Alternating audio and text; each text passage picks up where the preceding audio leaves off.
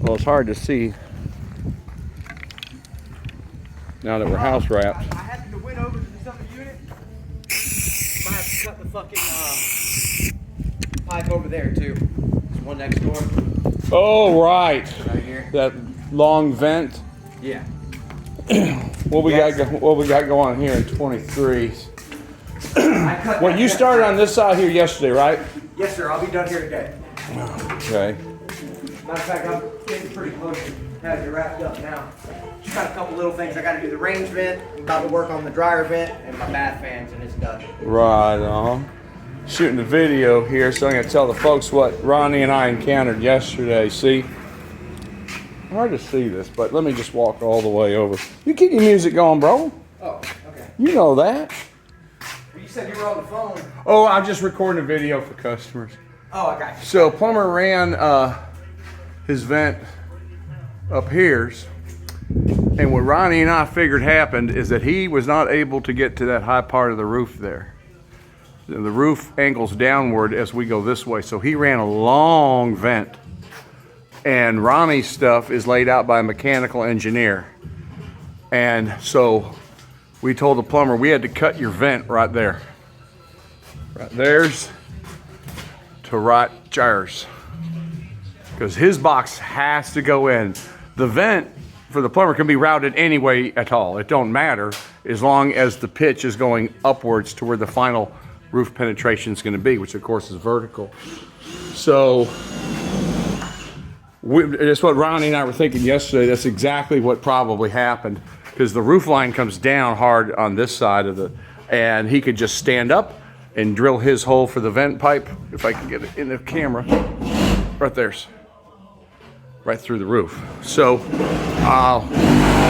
a picture yesterday and sent that to the plumber. Say again? Too loud? No, bro, you're good. Yeah, keep rocking, bro. Ronnie's a good guy. He just wants to make sure he's not being too loud for me, and that's, I said, no, you make all the noise you want. So then he pointed out to me that he thinks we might have to do the same thing over in the next unit. So since Ronnie hadn't started over there, let's go take a look here. And if it can't be anything else, yeah. Plumber did the same thing. It is near suicide to set up a ladder on the trusses to get up there. That's got to be 9 feet above the trusses up there. So right here, let me see if I get this in the frame.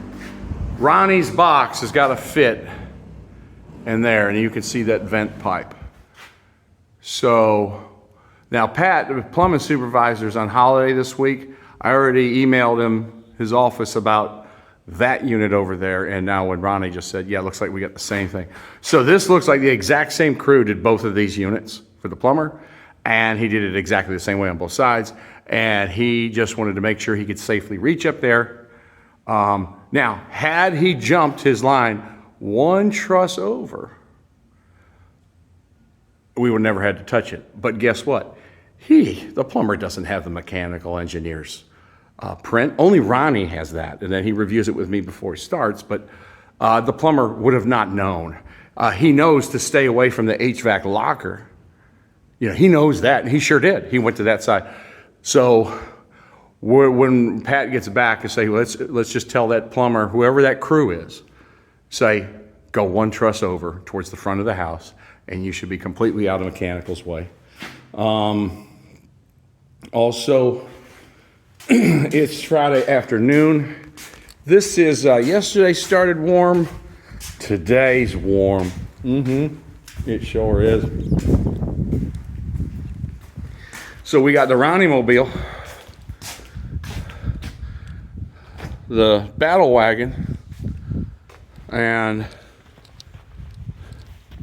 we've got Juan over there. He's doing his saw cuts after he poured the slab today. Well, at least he had his cut saw going a little while ago. And then the heavy framers. The heavy framers are on 6, 26, 17, 8.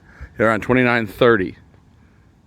Generators are quiet, and they're just taking a break. It is just hot as Hades, man. It's hot as Hades. And Jerry told me the plan is we're going to fly those trusses on Monday, and then we're going to try to get the build the house pad on Tuesday after them trusses are up on the building. Also Monday we're going to be pouring. There's Jerry himself right there. Speak of the devil. Great guy, by the way, Jerry is. It's always great when you have a trusted field general right next to you. He used to be a superintendent too back in the day. I think we would have gotten along just fine that way too. So we're pouring that slab here Monday. What is that, 54, 55? Let me just take a look into 56, give you a little tour there. This will be the last one of the week. I had those 2 closings today at the condos. My boss and I, so far, we just cannot hook up to walk these together and double check his notes that he got from Tater and the notes that I made this week to see if we're missing anything, and then proceed to push towards all rough inspections. I did see Matt, my boss, requested some poly that was missed in 62, 63. And I think I saw the email, he had requested poly, a first trip of poly to the, I think it's 5960. I could be wrong, but I saw he ordered that. And then, so here we've got low volt guys done. AC's not in. Plumber's been done. Let me see if we have the bath to vent thing here. Now let's see what this plumbing crew did. Check it out. As opposed to across the street. So they came up, they went at an angle slightly towards the front of the house. Okay? Then they did a 90. Then they went through the roof. So we just got to get that crew familiar. It's, you know when you buy a new car, the AC button's in a different spot, the radio button and all that stuff. It's really kind of the same thing with all my trade boys here. So if they come to this new home, this new building, they don't know the lessons learned yet. And so you'll learn it. There's no harm, no foul. We're just gonna cut that pipe, reroute it, and up through the roof she goes. There's nothing got hurt. But I hate it when the guys have to come back, for just moving that pipe. But we can make it convenient. So on the next rough end, which will be, which one will that be? 25, 26. The next plumbing rough end, I could tell Pat, just have the guys back up and redo those 2 vents right there. That way it's one trip. They're still getting some work done here. Easy peasy over here to get those vents rerouted around the HVAC thing. So, again, I am excited for Monday that I will be here all day, every day. Because when I'm here all day, every day, we won't be dropping trusses on a house pad or a future house pad. There's little delivery things of running over survey stakes. That when I'm back here full time. Another thing I'll be devoting probably the break of dawn, or the wind breaking dawn, the breaking wind dawn, whatever, early, and start picking up trash. Because the battle wagon is loaded up. I cannot even put another passenger in there, even if it was an infant. Matt brought the trash can over from the condos.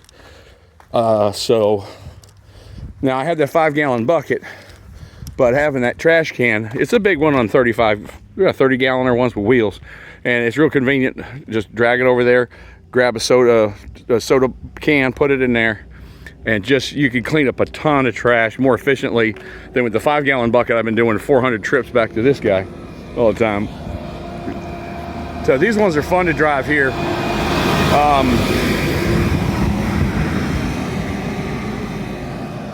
You can move a lot of earth pretty quick with that one. No, yeah, there's bigger ones there. But those ones are convenient here since we have asphalt down. The best are when they have the Caterpillar tracks on them.